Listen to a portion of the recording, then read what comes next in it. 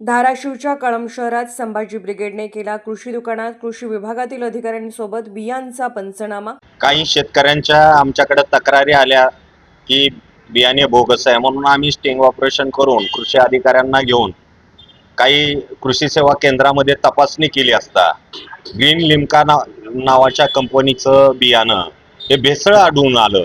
संबंधित अधिकाऱ्यांना आम्ही ते भेसळ बियाणं दाखवलं, त्यावेळेस त्यांनी त्या कंपनीच्या 7 व्हरायट्या होत्या, त्या 7ही व्हरायटीचे सॅम्पल तपासण्यात आले, ते सॅम्पल प्रयोगशाळेमध्ये पाठवण्यात आलेले आहेत। संभाजी ब्रिगेडची सरकारला विनंती आहे, सध्या शेतकरी हा पेरणीचे दिवस असल्यानं कोणतंही खत कोणतंही बी विकत घेतोय, परंतु सदरील कंपन्या ह्या भेसळयुक्त कंपन्या आहेत। आमचा असा दावा आहे की ग्रीन लिम्काच कंपनी नाही तर अशा अनेक औषधाच्या कंपन्या असतील, खताच्या कंपन्या आहेत, त्या बोगस कंपन्या आहेत, यांच्यावर त्वरित कारवाई करण्यात यावी, अन्यथा संभाजी ब्रिगेडच्या वतीनं आम्ही आंदोलन करणार आहोत।